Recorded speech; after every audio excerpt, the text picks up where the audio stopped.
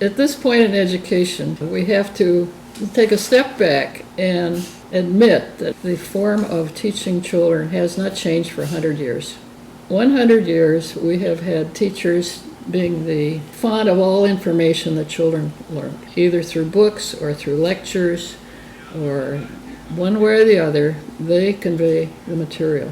Now we're at an era where everyone has access to all the information of the world. And so our children now learn in a whole different way.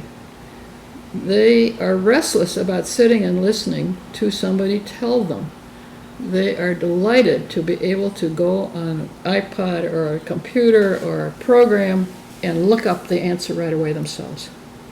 That change is dramatic. That change has changed the way their brains work in a very different way than ours did 25 or so years ago or 10 years ago. The structure and the chemistry of the brain has changed so that information is taken in more through images, television, through the computers. The art of learning has changed more to be visual, and that's the way they want to learn. That's the way we need to teach them, to challenge them to look up the information themselves, to work in groups, to be collaborative, and come back and share with the whole class when you do this. It's a dramatic change in history that we're in. Education has not kept up with it. Research has. There's tons of research on learning and about how the brain learns.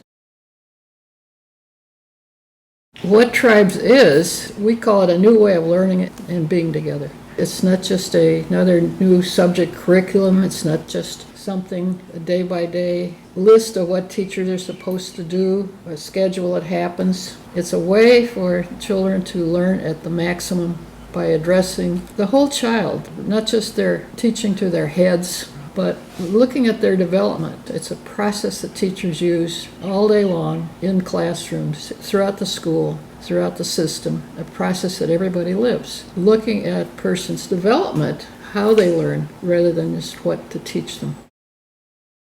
So there's 5 aspects then. The intellectual has all sorts of different ways of learning, of taking in information and acting it out. Learning needs to be active. We can't just teach to a fifth only of the child, their heads. We fill their heads with concepts and information, and we say, this is teaching, this is education. Education is far broader than that, because we want them to be whole persons. We want them to be able to face a world that has many challenges, and they're going to need to be able to relate to others socially, in jobs, and to be successful in families. So the social connects to creating more of an interest in the intellectual material that we're trying to teach. Social means being able to interact in different environments, different ways that are appropriate. The emotional is how I can handle myself in a group and with problems, to be able to solve them, to be able to handle life, to be resilient and tackle what comes along. Be able to sustain and balance the emotions they feel, to express them.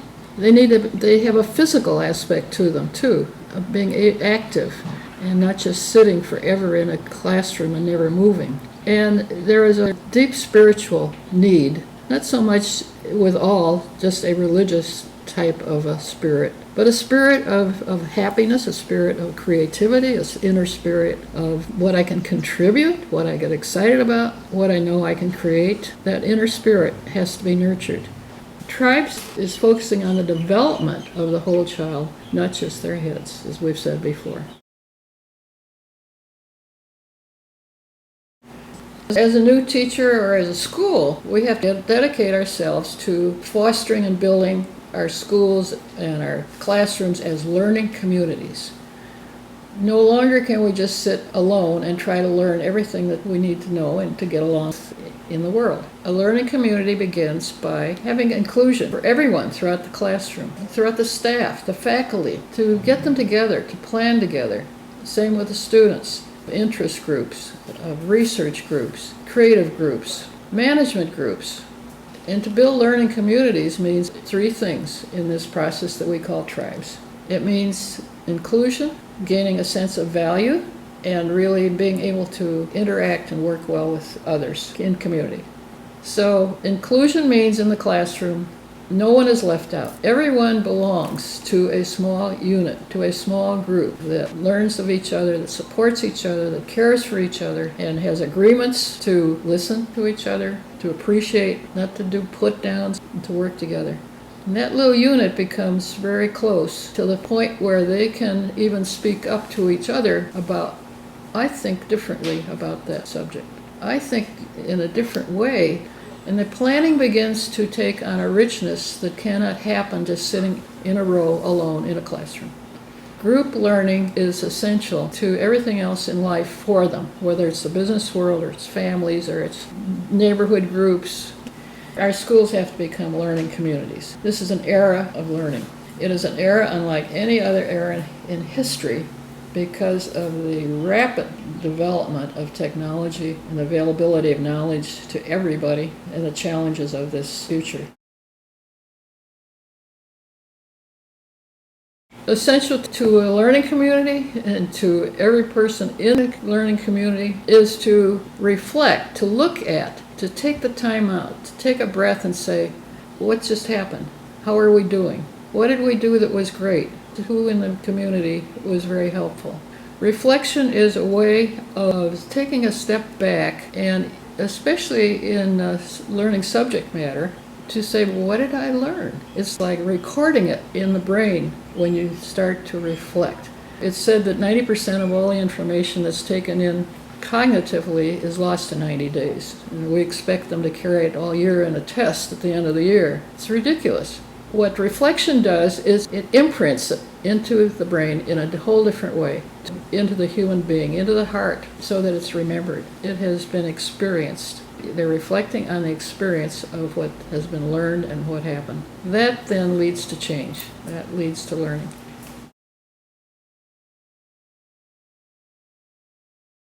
Throughout every era in history, the survival of peoples has depended upon their capacity to look at what's happening, to deal with it, and to be able to move on in a healthy, creative way.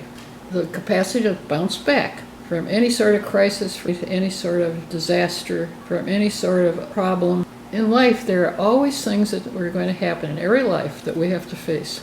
And all of our youngsters face that also. The aspects of resiliency are to be able to analyze, to be able to articulate, to be able to generate new ideas, to have a sense of humor, to have the strength to take over whatever is facing you rather than dumping it or denying it.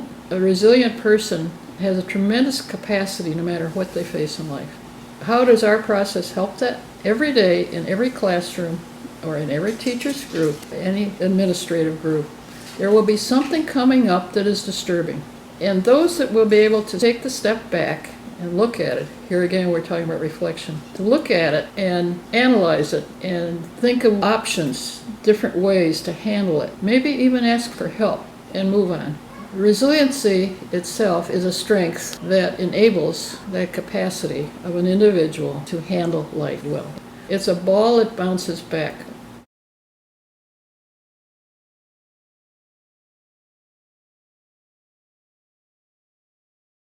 It's how you are, who you are, what are your dreams, what are your gifts, what are your hopes. All that needs to be kindled in our schools. And ignored, we send on youngsters into high school not doing well, not having a purpose, not having goals, and maybe entering the rest of their lives the same way. Discovering their gifts has to happen, and we think it has to happen certainly in middle school, to move into high school well in order to really be able to find out who you are and what you have to offer and a dream that you're going to attain. And without that, we're having a huge dropout, especially in this country. 40 to 50% of youngsters who start high school that do not graduate. It's a tremendous drain upon every individual that is left that way, minus a good education.